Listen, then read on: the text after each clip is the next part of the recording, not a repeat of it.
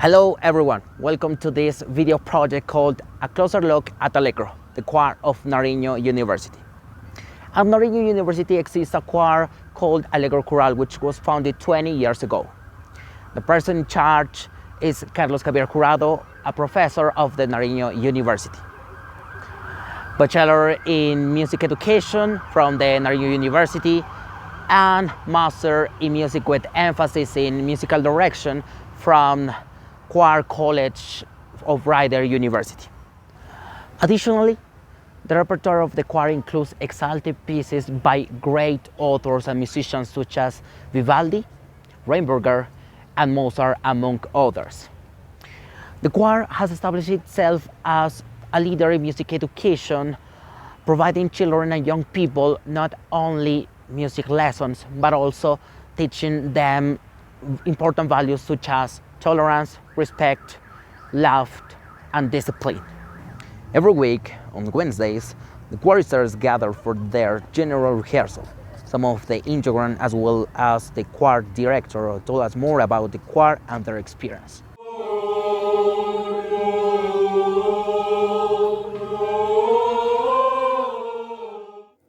How long have you been part of the University of Nariño Choir, and how did you initially get involved? I get involved in choirs here at the university being an undergraduate student some 3 years ago.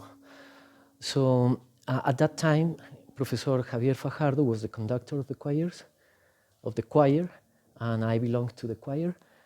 And at the end of my career, my undergraduate studies, I had to conduct the choir of the students in order to get the degree. After that, I went to Medellin for 5.5 years, and after that, I returned to Pasto and founded in 2003 one of the most representative choirs in the university, which is called Allegro Choral, which this very year it has its 20th anniversary. So the choir is 20 years old at this time. What was the inspiration behind creating the choir, and what was the purpose behind its establishment? I was always interested in conducting, but conducting choirs was a personal and very precise decision from my part, because choirs are very good teaching people the fundamentals of music. And also, the choir is a very cheap instrument. You can make a choir, if you are trained as a conductor, you can make a choir virtually everywhere and at very low cost. So it's highly educative, it's cheap, and it can be easily practiced everywhere. So I choose to conduct choirs because of that. And I also wanted to return, always wanted to return here to teach what I learned in other parts of the country and abroad also. From your point of view, what are the main challenges that professional and non-professional choirs face today? As always, the main challenge in this kind of groups is funding. To get enough money to, for example, uniforms, or for example, to travel to other places to show their music, especially because choral music is not the kind of music that is very showy. I mean, in the show business, the music that is found that takes the main part of the budget is a very upbeat music. Is like, in the other hand, choral music is more intimate, is more delicate in many aspects. So people usually, if not trained, usually are not interested in choral music. So funding is difficult for that reason. But once you get involved in choral music, when you sing in a choir, you immediately fell in love. So my goal is to make more people to fall in love with choral music and create like a market for this kind of music. Okay. And finally, what is your vision for the future of the choir?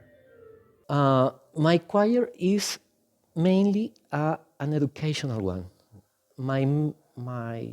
The future of my choir is always changing and renovating because it's integrated by students. So when a generation of students reach the end of the career, they go. They don't stay at the choir, with some few exceptions.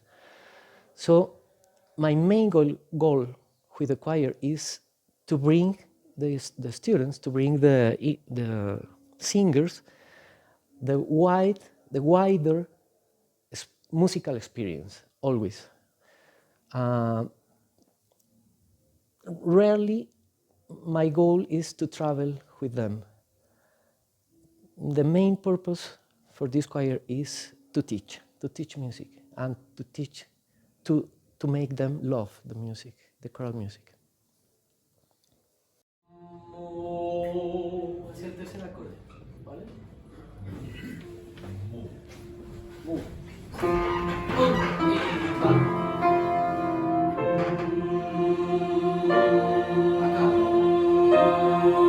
Bien. Súper. Muy bien, esa voz sin intención bien enfocada adelante. Sin embargo, vamos a hacer 4 más. Y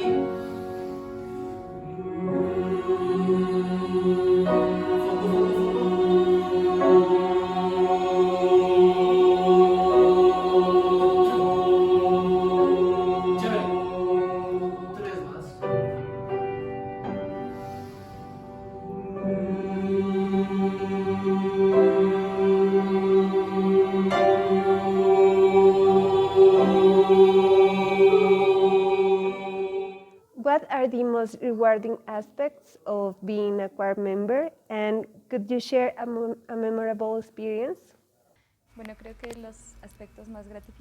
Well, I think the most rewarding aspects are the values that the choir lives. Apart from the musical ones, we learn to be better human beings. We are almost like a family. We learn to deal with different temperaments and to be companions. There's a phrase that says that when a choir sings, the heart beats in unison, and it is true. Our breathing is coordinated, we are sensitive when listening to the director, musical also when listening to each other laterally. Well, either way, and also expressive because we are in front of an audience. And the values, well, would be discipline above all, because when talent ends is where the discipline begins, builds and assembles. And responsibility, seriousness at work, commitment. The choir is something that depends not only on the director, but also on all the souls that are involved at that moment. And the projects work as long as we all coordinate and give our best of ourselves. There is a very nice thing that our director says, and is giving your voice, and that's what we do in the choir. And a memorable experience, well, I think that all the travel experiences are something totally different, because although we interact here, spending time living with a group of people who are friends, some of them companions or just know each other, but living for days with a group of people is very, very interesting. Knowing how to tolerate those personalities, and well, one of the most beautiful experiences I had was an international contest in Barranquilla, where we traveled with the choir, and it is a nice memory I have of the choir. What personal and artistic growth opportunities have you found in the choir? Well, honestly, the choir has given me everything in my professional career. I mean, I entered the career with the illusion of studying singing, but seeing that there was no opportunity in another area of the subjects I was receiving to put my instrument into practice, I entered the choir and there I found everything. I could reinforce what I was learning in the university, like surfing the musical grammar. I learned too much, and as a result of my time as a choir singer, the need for me to be a director surfaced. So I began my own process. And then the choir encouraged me to become a little independent, perhaps without neglecting to be an Allegro chorister. And well, it was then that we established ourselves as a choral foundation to ensure the development of children and young people in choral practice and to project what is done during rehearsals in the different scenarios of the city. So the personal and professional growth has been a lot because I am now a director myself, and the foundation also had the initiative to promote our own choir festival. So we have an international festival called Por esto Cantamos Juntos, which is held in October. And well, we have already had 14 versions, so it's an important reference for the city, so that more people get to know it, so that there is a better training of audiences, so that the choirs and choral seatbeds can be projected on the different stages, and can share in brotherhood with the different choirs that come of Latin America.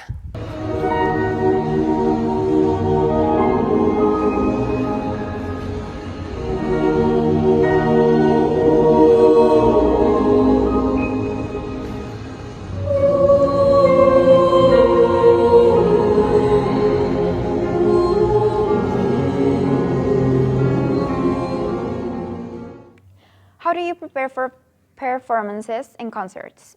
What is the process for selecting the repertoire? Generally, the repertoires are chosen by our director. On any given day, he arrives at the rehearsal and presents us with a folder with songs such as Mozart's Requiem or the arias by Verdi or any other composer.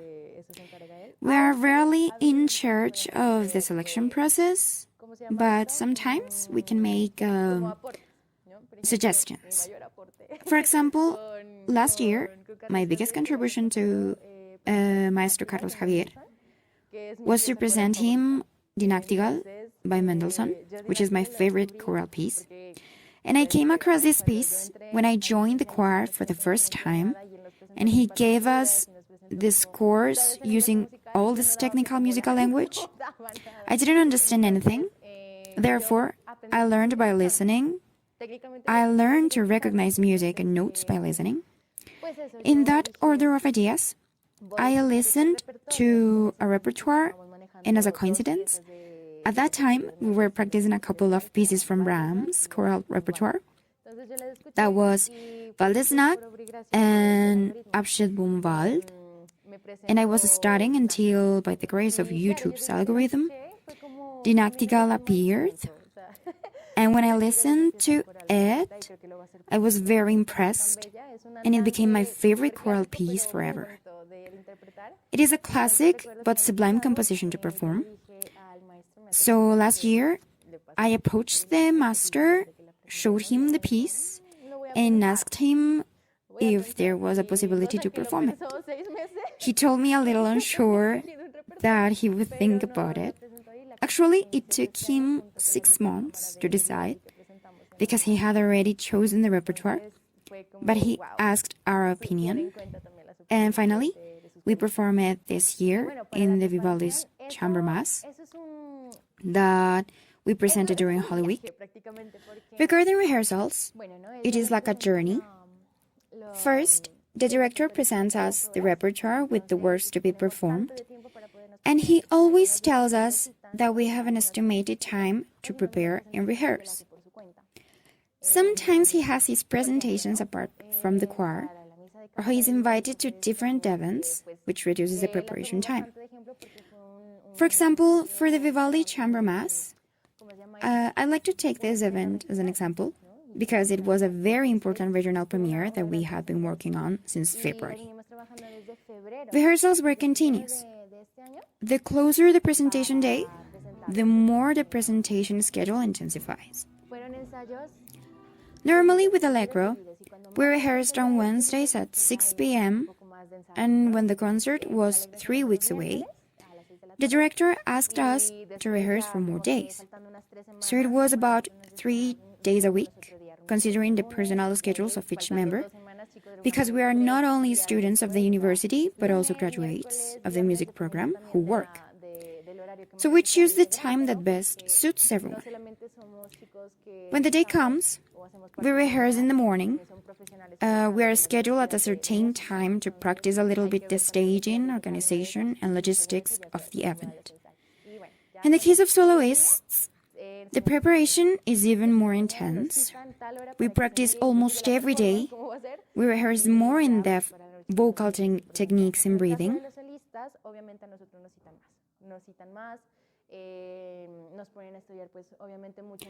And we also take private lessons. I took private lessons with Master Carolina indeed. Hence, it is a whole process to become aware that you are going to present a work of lyrical singing, which is not easy since it is very different from common singing. This style requires a lot of preparation. So it is a fact that an estimated time is needed to be able to assemble the repertoire. For the works that we performed on July 1st and 15th, we did not have much time, to be honest, because we presented Vivaldi, and in less than a month, we had to present an Andean cantata of 4 movements, which was adapted to lyrical singing and therefore to classical orchestral music. So the rehearsals were very intensive, and when that happens, the songs become heavier to work on. In addition, the repertoire was not easy, since it is very different to interpret a piece from the Romantic period of 1920 or 1870 to interpret pieces of Andean popular music and culture. Making this adaptation generates a complete change in the way the music and the voice are projected. It was something that cost us a lot, but it turned out excellent. We had 2 different directors, and it was a national premiere, of which we were able to be part. Although it was hard, everything went well. But if I have to make a choice, I would say that it is much better to have an estimated time to prepare a piece of music, even more so if it is difficult. So take your time, be patient, and if you're running out of time, test your professionalism.